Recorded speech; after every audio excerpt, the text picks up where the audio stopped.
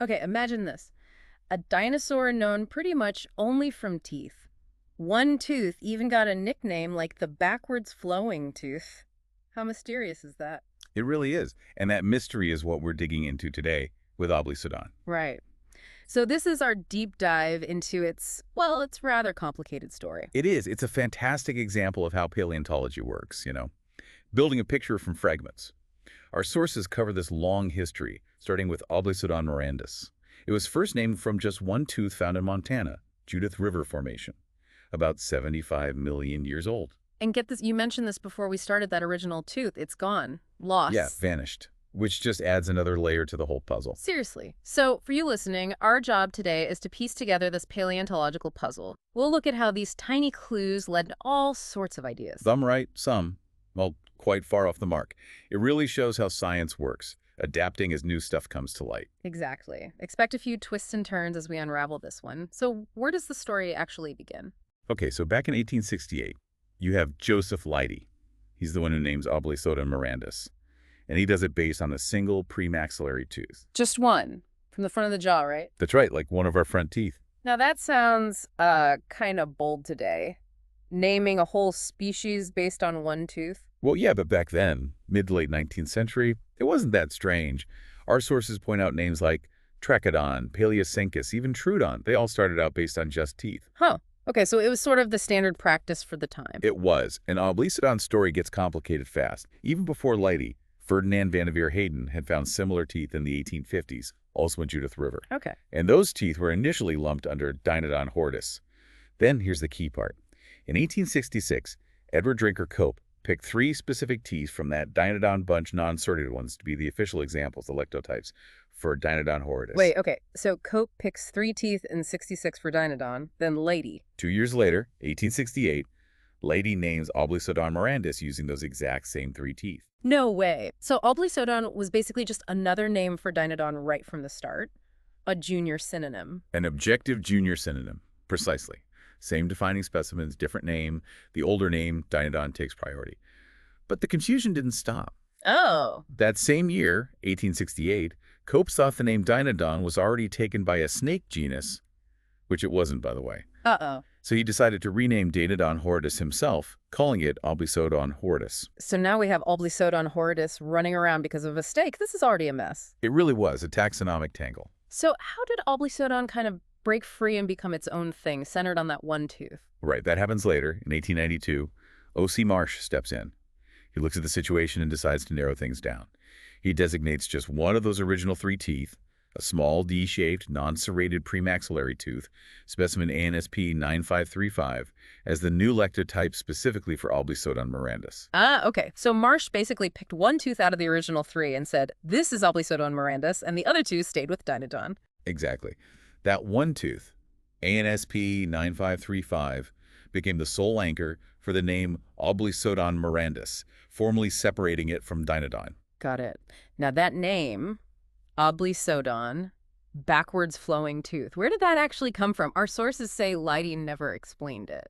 Yeah, it's a bit of a head-scratcher. The etymology isn't certain. It might be Greek O for backwards, blizo for flow, odon for tooth. So maybe the shape reminded him of something flowing backwards. It's guesswork, though. Pretty much. We don't have Leidy's notes on that. But the species name, mirandus, that's clearer. Right, Latin for wonderful or strange. Which, honestly, given its history, feels pretty fitting, doesn't it? It really does. So after it got its own identity, sort of, what did people think Aublysodon actually was? Well, for a long time, it remained a puzzle. And some early 20th century ideas were pretty far out there. Like what? Some scientists actually thought it might be related to ornithomids. The ostrich dinosaurs. The mostly toothless ones, based on this one tooth. Yeah. It shows how tricky it is working with fragments. Lawrence Lamb, in 1902, even formally assigned the tooth to Struthiomimus. Wow. And then later, in 1930, someone named Hay actually renamed it Ornithomimus mirandus. Aublysodon was the older name, right? So that wouldn't stick anyway. Exactly. They overlooked the priority rules. It was a classification mistake on top of ignoring the naming conventions. Man, the early days sound chaotic. You could say that. And get this, O.C. Marsh, the same guy who later defined the lectotype tooth. Yeah. In 1892, he initially suggested Aublysodon might be a giant Cretaceous mammal. A mammal! Seriously, what led him there? It seems the small size, the D shape, and especially the lack of serrations on that tooth might have looked more like some early mammal teeth they knew than the typical serrated teeth of big theropods. Oh, okay. So the lack of serrations was the key thing throwing people off. It seems like a major factor, yeah. Without understanding the variation in teeth, especially in young dinosaurs, it led them down some wrong paths. But eventually, things settled down. By the early 20th century, the consensus shifted. It was recognized as a theropod dinosaur, a reptile, and eventually placed within the Tyrannosauridae family, T-Rex's family group, which used to be called Dinodon today. Okay, so it finally landed in the right neighborhood, evolutionarily speaking. Which brings us more up to date. What's the thinking now about this wonderful tooth? Right. This is where things start to click into place, based on more recent discoveries. The current strong consensus, supported by our sources, is that teeth looking very, very similar to that original Aublysodon type Yeah. are actually found pretty commonly in the jaws of juvenile Daspletosaurus. Daspletosaurus, another big tyrannosaur from the same time and place, right? Exactly. Lived in the same ecosystems represented by the Judith River Formation. Oh, wow. The mysterious Aublysodon might just be a baby Daspletosaurus. That's the most likely explanation now, that defining feature, the lack of serrations on those front teeth. It could easily be because the teeth were from a young animal and hadn't fully developed serrations, or the serrations were worn down during life, or even smoothed off after death, maybe by tumbling in a river or even digestion. That makes a lot of sense. Young animals often look different from adults, so what about other teeth that have been called Aublysodontine? Well, many of those could also belong to young individuals of Daspletosaurus, or maybe even other tyrannosaurids, perhaps representing different growth stages, or even sexes. It's tough to tell from isolated teeth. It really highlights that problem of telling juveniles apart from distinct species based on scraps, doesn't it? Absolutely. And then there's the final kind of frustrating twist in the tail of the original tooth itself. Oh yeah, you mentioned it was lost. What happened? It's almost unbelievable. In October 2000, the actual lectotype specimen, ANSP 9535, the single-tooth defining Aublysodon mirandus, it was lost in the mail. You're kidding, lost in the mail. Sent from the Academy of Natural Sciences in Philly to the Field Museum in Chicago. Registered mail, apparently. But yeah, it vanished. Gone. That's devastating for research. The one piece of primary evidence, poof. It makes definitive study impossible now. Researchers have to rely on casts, photos, illustrations, descriptions. It's like trying to identify someone from a blurry old photo instead of meeting them. It adds this permanent layer of uncertainty. Wow. A ghost tooth for a ghost dinosaur. So, okay, besides the main Aublysodon mirandus, our source mentioned a whole bunch of other species got lumped under Aublysodon over the years. What's the story there? Yeah, because the original was so poorly defined, Aublysodon sort of became a taxonomic wastebasket for a while. Yeah. Lots of isolated theropod teeth, especially from North America, got assigned to it. Like a default label if you weren't sure? Pretty much. Most of these are now considered dubious names themselves, or they've been recognized as belonging to other known dinosaurs, or just aren't closely related to A. mirandus at all. Can you give us some examples? Sure. There was A. cristatus and A. lateralis, named by Marsh and Cope. Lateralis is now sunk into Dinodon horridus. Cristatus might also be Dinodon.